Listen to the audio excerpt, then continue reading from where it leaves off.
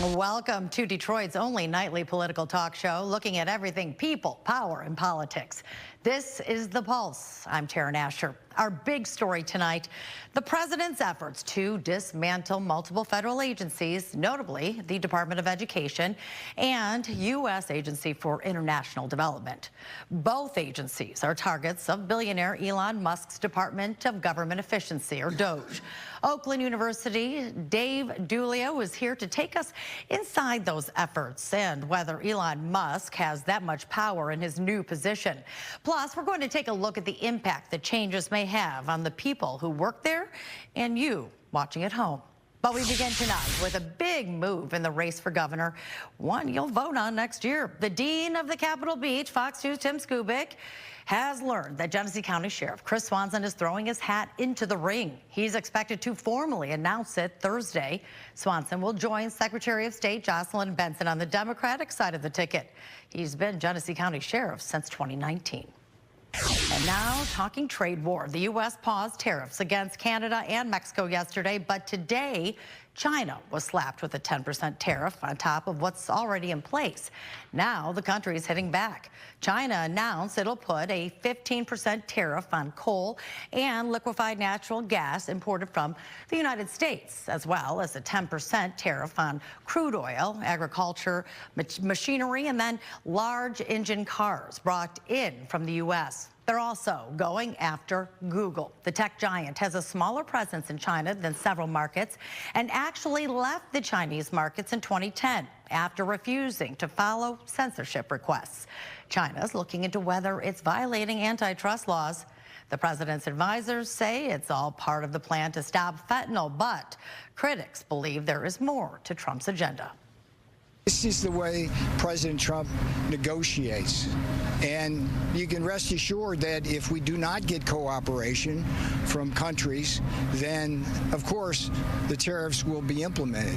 We have no other choice. President Trump wants to save American lives. We should not listen at all to Donald Trump when he says it's about stopping fentanyl. That's nonsense. There are other ways to stop fentanyl without making inflation worse and raising costs on the American family. But Trump's threat of tariffs on Mexico and Canada already bringing action. Mexico pledged to send 10,000 National Guard members to the border, and now Canada has agreed to spend $900 million for border security, hire a so-called fentanyl czar, and list Mexican drug cartels as terrorist organizations. And the Department of Education is now officially in the crosshairs. Multiple reports say that the Trump administration is drafting an executive order to start the process of eliminating the federal agency. Historically, the president must have the approval of Congress to dismantle the agency. He can't do it on his own. But Elon Musk and his Department of Government Efficiency is also behind an effort, they say, to streamline these services and reduce bloated spending. Dozens of Education Department workers are already on paid administrative leave because they were part of the government's diversity, equity, and inclusion programs. A union, though, representing those workers says most don't actually work on DEI programs, but many have taken a voluntary diversity course, a program offered for years, including during Trump's first term as president. Well, every time you turn around, Elon Musk is making headlines. And tonight, the White House is clarifying his role in the Trump administration. A spokesperson claims he is a special government employee working for President Trump. Musk does have a government email address and also has office space in the White House complex. And the changes connected to Elon Musk are creating some concern, especially for Democrats. So we wanted to know what you think. Does the tech billionaire have too much power in our government? We hit the streets to get a pulse check. Let's listen. Emotions on that question, but basically I feel like he might be overstepping a little bit. I think there's due process in our government, and I think that it's important that we follow that due process. I think he's a very intelligent man. I think that he's done well with his businesses, but I also feel like he may be taking a little bit advantage of his the wealth that he has. It's a bit complicated. I don't think there should be billionaires with no qualification in our government running with President Trump. I'm not a big fan of Trump in general, but at the same time, I do think it's important to have somebody in Trump's cabinet who believes in climate change. People did elect Donald Trump, and Elon Musk was obviously a big part of his campaign and everything like that. He supported him early on, so I think even though he's not directly elected, people kind of knew what they were getting when they elected Donald Trump. Well, we're also asking you the question on fox2detroit.com. If you want to vote, just scan the QR code on the bottom right of your screen. So far, most of you say yes, Elon Musk does have too much power within the U.S. government. And to break down the rapidly changing political power moves is Oakland University political science professor Dave Dulio. And it's good to see you again good to see you, Tara. Yeah, we were talking about this even just yesterday. Everything is changing so quickly. And today it seems like these federal agencies, this is quite the mission to be able to dismantle it, especially the Department of Education. Yet, a lot of people are objecting, saying President Trump does not have the power to do this. Is that true? Well, I think there are two separate questions, right? I mean, you look at the policy component to this, right? And let's take our eye off of education for a second and look at USAID, right? There are examples that are being highlighted of millions and millions of dollars that are being spent on programs that I think a lot of Americans would look at it and go, are you kidding me? That's what we're spending our dollars for, right? And there's no value judgment there for me, but I think that that's a fair reaction from a lot of folks. The Department of Education is a whole other kettle of fish, right? But we also have to get back to what are the proper ways that this can be done? There are proper ways. But you have to have approval from Congress. And even if it's not spending some money that is appropriated maybe for USAID, the president can delay spending or he can ask Congress to do a rescission, which is to take back money that was appropriated, right? The president has to ask Congress to do that, and they have to pass a rescission bill that the president then would sign and make it a law. The same thing with the Department of Education. It is not going away tomorrow. It is not going away next week. The Congress has to pass legislation to basically do away with what it created. You know, do you think that many of the voters who did vote for Donald Trump and heard streamlined government, reduced spending, that they thought that that included perhaps, you know, some cuts with the education department or things that may impact them as they watch at home? Well, he talked about it on the campaign trail. I think the fact that he's talking about trying to do away with the DOE is not something that should come at a surprise. I think the biggest sort of surprise in this was the laser focus on USAID and the swift action that has come there, really taking it up a couple notches too, in terms of, all right, the office is closed and people can't get into work, and we're closing the stations overseas, right? I mean, it's a it is really ratcheting up the sort of pressure on them. Well, they must have some power, because some people right now are sitting at home. They have been put on leave, and we're seeing some of these departments shut down within the department. So is he able to really work or cut within these departments? So let's take a phrase from somebody in the pulse check there. It's complex, right? There's a lot of moving parts here. The president has some discretion in how money is spent. The president has some discretion in how executive agencies are run. When it comes to money, Congress appropriates the money, and the president is required to spend it. That is incontrovertible. The last time we tried to have a president that didn't do that was Richard Nixon, and he got in some hot water over it. So the power, take Elon Musk. He is a special government employee. Believe it or not, that is a real thing. It's in Title 18 of the U.S. Code. It dates back to know. It goes back to 1962, right? And Hillary Clinton had one working for her when she was Secretary of State. There have been thousands and thousands of these. So it's a real thing. Does it have any power? Not really, because he works at the pleasure of the president, and the buck stops with the president. Well, and he's really working with the president, because this was mentioned in his campaign. So let's say, for instance, I mean, I think a lot of people really probably didn't even know what the USAID program was really, our department was all about, but everybody knows about the Department of Education. And when you talk about taking those dollars away from maybe low-income families or disabled or this, you know, being able to deal with civil rights issues, What happens now? Where do people go if these are the issue? Where do they get the money? That's the million-dollar question, right? I think now when Trump was asked about this on the campaign trail, he said we're going to get rid of the bureaucracy, but not the money, right? So that it would all get sort of pushed down to the states. Well, now that's maybe a little bit easier to stomach because, you know, at Oakland University, for instance, we are a Pell Grant institution with a lot of our students that rely on those grants from the federal government to go to school. You know, if those went away, a lot of people would be hurt. I don't think that that's the direction that they want to go, but the devil's in the details. We'll have to see. And real quickly, though, I mean, could this just be another power play, if you will? I mean, we saw with the borders and we saw with the tariffs, and he's getting, you know, President Trump has obviously gotten some action there. Could this be part of a bigger plan? I think everything is a negotiating point with him. Okay. Yeah. All right. We will have to wait until There you go. tomorrow because that's how quickly things are changing. on. But thank you so much. And we're keeping the conversation going right after the break. A former teachers union leader and a Republican businessman, efficiency expert. They go head to head. Next, you're watching The Pulse on Fox 2.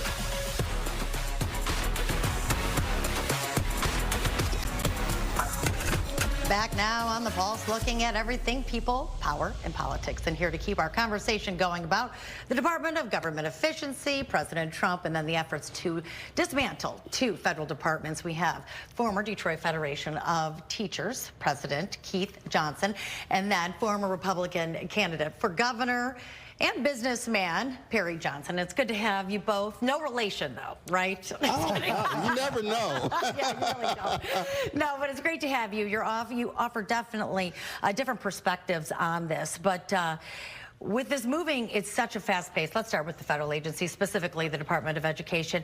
Are you fearful of what could result of this? How families in both rural or urban communities are going to be impacted? Well, there's the key, Sharon. I mean, I'm not concerned about the abolishment of the Department of Education. It would take 2/3 of both houses of Congress to eliminate a cabinet position.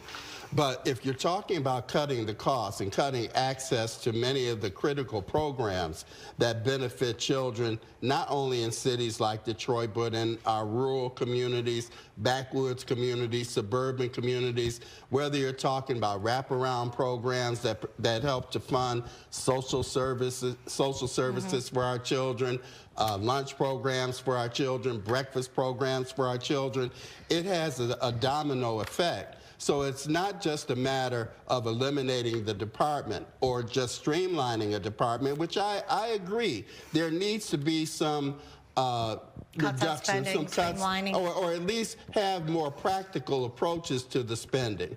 But what you don't want to do is have those levels of savings at the expense of servicing children. Well, and Perry, you can chime in on this. You have really written books on efficiency. Is this efficiency to you, being able to do this? And if it is, then what happens to those services? Well, actually, I think you could write a book on how the government is probably the most inefficient organization on the planet. Why do you say that? Well, we do have 4,400 people in the Department of Education. And what is the primary goal? To get the money to the states, because the states really control the education programs. So why not just reduce that department by 50% or 70% and distribute the money to the states like they are now? Well, why eliminate it? And number two, I mean, one of the things that they said is we spend the most than any other country on our education program, but our students are doing the worst. But the Department of Education doesn't handle curriculum. As a matter of fact, take a look at what's happened in Michigan. Michigan, at one time, was number 3 in SAT scores, and then it dropped down to the bottom 3 and 4 in SAT scores over the period of the last 5 years. Look at the Detroit schools. Our Detroit schools are a disaster, but not only in Detroit, in a lot of the major cities. And yet we have other areas in Detroit where the school systems are great. So, I mean, we have to do something to recognize that we've got to ameliorate these school systems. But when you do, I mean, certainly streamlining is one thing, but when you kick it to the states, what sort of benefit is that? It's not really a benefit, and let's keep in mind that what we receive from the federal government is really supplemental to the overall cost of education. When you look at the federal government, you're talking about programs like Title I, Title II, Title IIA, Section 504, which is a civil rights law that says that if you have a child who is identified as educationally disabled, although that child may not qualify for special ed, you have a fiduciary responsibility to meet that child's educational needs. That's one of the supplemental programs that comes from the federal government. The bulk of what we do in public education is generated by taxes from local communities as well as what we get from the state. How can you explain the fact, though, that when you are seeing all these cuts, whether it's dismantling the federal agencies or if these tariffs on these products in 30 days they do go through, the average person is going to be the one that's impacted the most, not people at Elon Musk or President Trump's level. It's going to be the guy sitting at home watching with his, microwavable meal. Let's deal with two issues on the tariff. First of all, don't you think it's kind of amazing that in, 2 weeks, President Trump comes up, says he's going to do something about the border. Nothing was done for a period of 4 years, and all of a sudden, 2 weeks later, we have 10,000 troops in Mexico. Do you think that happened just because they like President Trump? Should you use the tariffs to do it, though? Don't you think he didn't have to send troops? What were they arguing before, that they were going to send troops in against the cartels? Nothing, not one single bullet was fired. Miraculously, we have Trump up there negotiating and showing how phenomenal he is at the art of the deal. There is no question. But what about prices go up, though, on these products? Are the prices going to go up at all? Keep in mind that in Mexico, take Mexico alone, this past year we represented, normally it's 20% of the gross domestic product. When you factor in services, we're close to 30% of gross domestic product of Mexico. They need us. Because they need us, they will indeed cooperate. It's amazing to think that Trudeau did the same thing in Canada. What did he do? He just threatened to have the tariff. And instantaneously, we get this cooperation. Well, we have a 30-day pause. Right. Yeah. We don't know what's going to happen subsequent to those 30 days. What President Trump has done is he has bought some time. And, I'll commend him for that. But at the end of the day, if these tariffs, whether you're talking about those on China, whether you're talking about those on Mexico or Canada, if they ever go into effect, the person who's going to be impacted the most is the person who can afford it the least. Well, that always seems to be the case. But, we have a lot of people, critics, of course, coming out calling this a constitutional crisis, illegal. We have the American Federation of Teachers saying that. Is he going about it the right way? Is Elon Musk, does he have the power to do this with the DOGE department? Well, if you were ever going to have anybody who was in charge of efficiency and trying to streamline things, why not pick a genius who has miraculously done what few people in the world have ever done? So now we have all these minds working together to try to get the government to be more efficient. And who is better at spending your money than somebody else? You can be your money, I'll spend it. And that's what we've been doing all this time. You probably could do better with it than I am, but because the government loves to spend your money. Yeah, well, perhaps. But I mean, this is something, though, that really is going to take some time to play out, but there's going to be a lot of legal battles. We're going to see that. I mean, that's where the concern is, because President Trump seems to be of the mindset that he can change things simply by issuing an executive order. I mean, just like he did in terms of childbirth, children who are born of illegal immigrants, and I hate to use that term, but that's the term we use, not having automatic citizenship. He is correct in that when the 14th Amendment was passed, and that provision was included in it, it was really for the emancipation of slave children or children of slaves, that they would automatically have citizenship. But it has been, enforced unilaterally since then, and you cannot eliminate that through executive order, just like you cannot eliminate the Department of Education via executive order. Well, and now that a lot of the checks and balances have been removed, I mean, what are your thoughts on that? Is it just some people I've heard of call Wild Wild West? Well, the checks and balances haven't really been removed, as was just pointed out. If he tries to do something that is against the Constitution, the courts will overrule it. And you pointed that out just vividly. But when you have some of the civil rights situations or the diversity and inclusion, or if, any case where in the FBI, we see what's happened with the people that's investigated his cases in the past, that they no longer have Was there any doubt jobs. that we had corruption in the FBI? Any doubt that it needed to be literally reorganized because of the serious problems? When you have people admittedly lying, and then they lie under oath, and then they get up there and they say, okay, this is our FBI. Isn't there an organization like the federal government that we have to be able to trust? So you have to have confidence. When you don't have confidence in the FBI, you're in real trouble. We'll end on that note, but certainly one thing we all can agree on, that President Trump is certainly moving at a very fast pace right now. So we'll see what happens tomorrow. All right, thank you so much.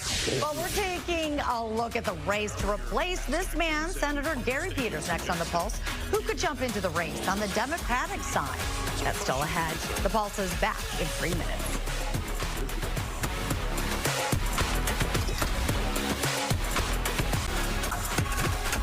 People, power, and politics. Welcome back to The Pulse on this Tuesday night. And we're looking ahead to a major day for Governor Whitmer, the presentation of her budget. But there's a couple of risks hanging over her head, including tariffs and fewer federal dollars heading into our state. Here's what we expect will be in the governor's budget proposal. She wants to spend $2 billion to build or refurbish 11,000 affordable homes. She also wants to keep free school breakfast and lunch, as well as free community college going, along with boosting state aid to major universities. But the tariffs on China and China's retaliatory tariffs could harm auto sales, which would impact our state's revenue. The good news, economists at the University of Michigan predict state revenues will go up. And turning to the 2026 election, we're learning State Senator Mallory McMorrow is getting ready to enter the race for U.S. Senate. That seat will be vacated by Senator Gary Peters, who announced he won't run again. McMorrow was first voted into the state legislature back in 2018 and would be the first Democrat to enter the race. These are the candidates who could possibly enter the race on the Democratic side. An AP source says Congresswoman Haley Stevens is considering running for the upper chamber. Also, former Transportation Secretary Pete Buttigieg, who moved to Michigan shortly after his unsuccessful run for president back in 2020. And then Lieutenant Governor Garland Gilchrist, who's also a potential candidate for the governor's race. On the Republican side, former Congressman and U.S. Ambassador Mike Rogers says that he is considering making another run for Senate. And you may remember that Rogers narrowly lost to Democrat Alyssa Slatkin last November. Finally tonight, one of the president's most controversial nominees is headed to the full Senate. Robert F. Kennedy Jr.'s Health and Human Services Secretary nomination was advanced on a party line vote. He won over Republican Senator Bill Cassidy, who says Kennedy told him he wouldn't get rid of the country's childhood vaccination program. Kennedy's expressed doubts about vaccines, including pushing a theory the scientists debunked that vaccines cause autism. A vote in front of the full Senate hasn't been scheduled yet. He can only afford to lose 3 Republican votes. And that is the Pulse for this Tuesday night. Extra is next. I'm Taryn Asher in for Roop Raj. Have a great night.